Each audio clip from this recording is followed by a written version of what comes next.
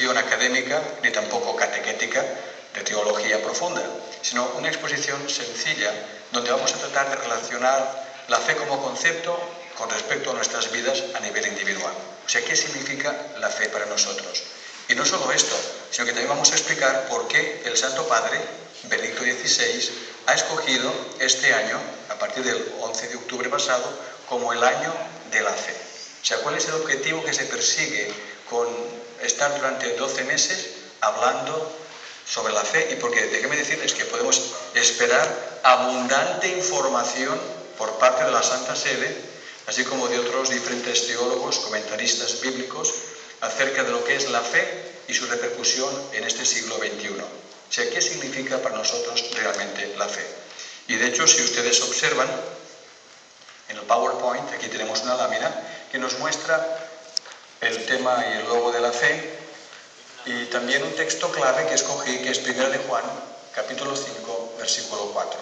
¿Notan lo que allí dice? Dice, esta es la victoria que ha vencido al mundo. ¿Qué cosa? Nuestra fe. Cuando se habla de vencer, tiene que ver con respecto a un combate, a una guerra. Y de hecho San Pablo en diferentes oportunidades o cartas apostólicas hace mención o referencia de esta guerra simbólica que a diario nosotros tenemos que afrontar. Y tiene que ver con respecto a nuestra lealtad, integridad ante los ojos de Dios. Porque somos bombardeados desde diferentes ángulos que ponen justamente esas presiones a prueba nuestro amor y lealtad a Dios. Empezando no en la calle, ni en el trabajo, ni en la escuela, ni en la iglesia. Eso puede iniciar, ¿saben dónde? En nuestro hogar, en nuestra casa, en nuestro círculo familiar. Y de eso vamos a hablar más adelante, en los próximos minutos, de cómo nosotros tenemos que hacerle frente a estas situaciones difíciles que son oportunidades para probarle a Dios lo que está en nuestro corazón. O sea, la tentación, según se nos muestra en la Escritura, son ocasiones que Dios permite que se presenten para que cada uno manifieste dos cosas. Primero, lo que está en su corazón y segundo, su lealtad a Él. Pero antes de hablar acerca de esto, me gustaría mostrarles también que el Santo Padre ha escrito una carta que se llama Carta Apostólica, conocida como Porta Fidei, donde en 8 o 10 páginas nos explica, en pocas palabras, muy sencillas, en un lenguaje popular, que todo el mundo tiene acceso a entenderlo, el por qué él escogió este año del 2012-2013 como el año de la fe. Y como ya en parte nos explicó anteriormente, y de forma pues muy clara y concisa, el diácono Eduardo Pañella, nos mostró de que hay razones sólidas y bien justificadas que han motivado al Papa y a la Santa Sede a estimularnos a cada uno de nosotros a recapacitar con respecto a nuestra fe. O sea, es como una especie de llamada e invitación a que cada uno se evalúe o examine para saber en qué lugar o posición se encuentra dentro de este caminar hacia la salvación. Pero para esto vamos a usar diferentes láminas que nos van a explicar lo que es la fe y otras cosas interesantes. La idea es de que durante este año sea como una especie de año de recogimiento, donde nos hagamos preguntas y encontremos respuestas, como por ejemplo, ¿siento todavía sed por Dios? ¿Experimento anhelo o deseo de seguir aprendiendo acerca de Él? Recuerden que el cristiano católico comprometido, renovado, de ahí la palabra nueva evangelización, no porque el contenido del mensaje o del evangelio cambia, sino que se adapta al entorno, a las circunstancias que estamos viviendo hoy día, como veremos también más adelante con ciertos reportes que hemos recibido recientemente esta semana de otros países donde están sufriendo la Iglesia el acoso del relativismo, la indiferencia y apatía de la gente. ¿Saben ustedes, por ejemplo, que cada día desaparecen de nuestra Iglesia 10.000 personas al día? 30 millones en los últimos 10 años, aquí solo en Latinoamérica, sin contar Europa, que están peor. Pues de eso vamos a hablar también. Lo que hace de que la Iglesia, aunque no esté alarmada, y la razón se debe al hecho de que la Iglesia no tiene por qué alarmarse, ni nosotros tampoco. Es un desafío lo que está pasando en la calle, pero recuerden bien, no es una amenaza. Porque la Iglesia no es nuestra. ¿La Iglesia de quién es? Entonces, si vemos que potencialmente hay un peligro diario en contra de la Iglesia y de los que la conformamos, No tenemos tampoco que amedrentarnos pensando, ¿y qué va a ser de nosotros? No, ¿qué va a ser nada? Si el que tiene las riendas, ¿quién es? A fin de cuentas, ¿quién es que está más interesado en que la iglesia se mantenga firme? Él. ¿No hizo caso también el salmista David de que aunque 10.000 caigan de mis hermanos a la derecha o 10.000 a mi izquierda y quede yo solo, pues yo solo voy a quedar? Lo importante, recuerden, es mantener nuestra lealtad y firmeza individual hacia Dios, familiar y comunitaria. Pero a fin de cuentas tenemos que nosotros darle pues cuentas, y valga la redundancia, a Dios. Así que no tenemos que tampoco desanimarnos o desalentarnos cuando escuchamos o vemos cosas que son atentados contra nuestra familia universal, que es la Iglesia Católica. Porque el que tiene las riendas es Jesús. Y de hecho el logo para este año ha sido muy apropiado porque han dibujado a la Iglesia como una barca o un barco que navega en medio de un mundo turbulento. Hay allá una ola pintada. Y al mismo tiempo también se aclara de que el timón y el mástil y la vela ¿quién es el capitán de nuestro barco? Jesucristo. Jesucristo. Entonces, ¿dónde está puesta nuestra confianza?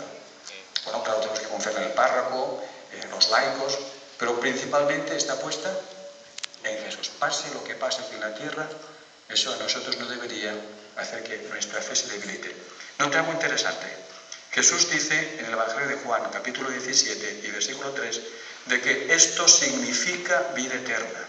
Y se lo dice a usted y a mí, así como al resto de la comunidad cristiana, a su iglesia. ¿Y cuál es la fórmula, el secreto? ¿Qué es lo que dice en pocas palabras que puede hacer que uno alcance la vida eterna? La salvación. Y convivo para siempre al lado del Padre en los cielos, o en otro plano dimensional, no sabemos dónde. Pues dice muy claro, esto significa vida eterna. El que estén adquiriendo, noten, conocimiento de ti, el único Dios verdadero y de aquel a quien tú enviaste, Jesucristo. Conclusión, la adquisición de conocimiento puede ayudarnos a obtener la vida y puede ayudarnos como contribución a madurar nuestra fe en Él y en su pueblo. La palabra griega que utiliza Jesús aquí no es gnosis. Gnosis en griego significa conocimiento. Él usa la palabra epignosis, que significa conocimiento exacto, conocimiento profundo, conocimiento completo. No un conocimiento superficial, ligero, un conocimiento claro. Entonces, cuando Él nos dice que debemos adquirir ese tipo particular de conocimiento, nos está invitando ¿a qué? Al estudio, al análisis, al examen. Por eso ustedes están aquí esta mañana. Porque pudieran estar en su casa, descansando o envueltos en alguna otra actividad o compromiso, y sin embargo escogieron venir aquí hoy para celebrar con nosotros la Asamblea Diocesana. Y como dice el apóstol San Pablo en Hebreos 10, 24 y 25, dice, no olviden la buena costumbre de reunirse, porque el reunirse, ¿eso qué es lo que provoca? Dice edificación y estímulo, y también para que hagan buenas obras, al amor y a las obras excelentes. Así que si hemos venido aquí es porque sabemos de que somos una familia y queremos compartir como tal, al tiempo que sabemos que podemos salir, al finalizar, edificados espiritualmente, con una nueva adquisición de conocimiento y motivados al buen actuar, en base al principio que debe distinguirnos como cristianos verdaderos, que es el amor. Y mismo Jesús dice que sus seguidores se distinguirían de todos los demás. ¿Saben por qué? Porque se llamarían de boca, en hecho y verdad. Hechos son amores y no buenas razones. No queremos de que, como se dice el refrán popular, haya luz para los de afuera y oscuridad para los de adentro. ¿Qué significa esto? Poner en práctica lo que uno aprende. Cuando una persona no pone en práctica lo que aprende y aparenta lo que no es, proyectando una imagen delante de los que lo observan que dista de la realidad, ¿saben cómo se llama esto? Hipócrita.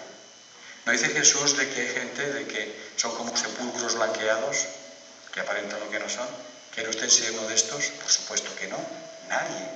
Entonces queremos durante este año de la fe ver dónde podemos refinarnos espiritualmente, dónde podemos limar asperezas en nuestro crecimiento y desarrollo.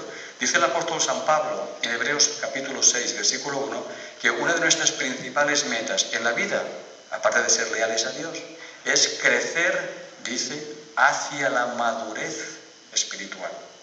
Entonces, en este año queremos autoexaminarnos para ver cuál es nuestra posición dentro de este caminar hacia la salvación. O sea, en dónde nosotros todavía tenemos que seguir mejorando como cristianos, como católicos. Y algo muy interesante que me llamó la atención es que en la carta Porta Fidei el Santo Padre hace énfasis particular, ¿saben a qué?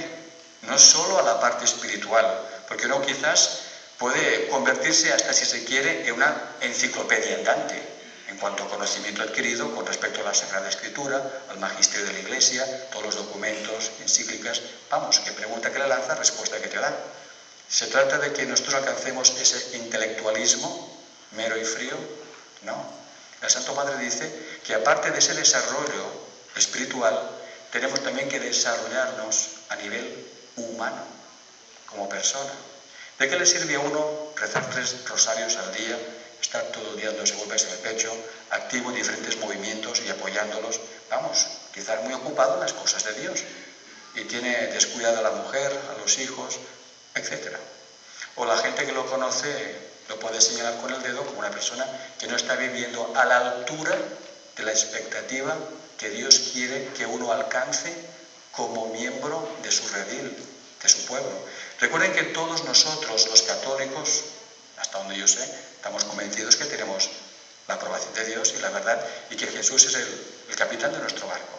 Si tenemos no esta creencia, sino esta convicción, entonces pues nos esforzaremos por hacer aquellas cosas que a Él le agradan, que Él nos ha revelado, nos da a conocer a través de su palabra, que se conoce como su voluntad. Es como un camino. Recuerden que los cristianos en el primer siglo eran conocidos, antes de ese adjetivo, como cristianos, eran conocidos como el camino. ¿Por qué se les llamaba así, de esa forma? Porque siempre hablaban de una serie de asuntos relacionados con un estilo de vida particular que Jesús les había enseñado durante su ministerio público. Una forma de ser, de pensar, de actuar, sentir, hablar. Entonces, pues claro, todo ese conjunto muestra que era un tipo de conducta o de filosofía para los fariseos y escribas que era muy típica de este rabino, que era Jesús, conocido como el camino. Ahora, si nosotros somos parte de ese camino, cuando uno está en un camino, ¿qué se espera que haga? ¿Que esté parado y más nada? No, que camina, ¿verdad? Y si usted camina por ese camino muy particular, delineado por directrices divinas, se espera que usted siga su trazado. Si hay una curva, pues va por la curva, una bajada, una subida. Le guste o no, usted lo sigue. Jesús, como veremos más adelante, es muy claro, aunque a veces quizás rudo, si se quiere. El que no hace lo que yo les digo, no es mi amigo. Recuerden esa expresión de él, fuerte, ¿no? Pero clara como el agua. En conclusión, si queremos nosotros ser cristianos católicos, renovados, porque se espera que nosotros hagamos ahora una renovación de nuestro servicio a Dios, pues vamos a estar a la altura, como le digo, de ese tipo de cristiano de calidad. Uno que está por encima, noten bien, por encima de la mediocridad, sino busca la excelencia.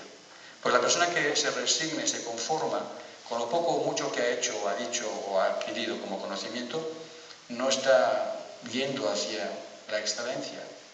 Y si ustedes notan, en diferentes pasajes de los evangelios, así como las diferentes cartas católicas o apostólicas, el común denominador que se refleja allá es de que tenemos que trazarnos la meta de ser mejores cristianos y mejores personas, que es lo que el Santo Padre enfatiza en su carta Porta Dei, lo que tiene que ver con respecto a ser pues más humilde, más modesto, más amoroso, pues más atento, más educado, porque a veces parece que uno va por la calle y la gente que te rodea ha perdido la noción de lo que es la urbanidad y los buenos modales.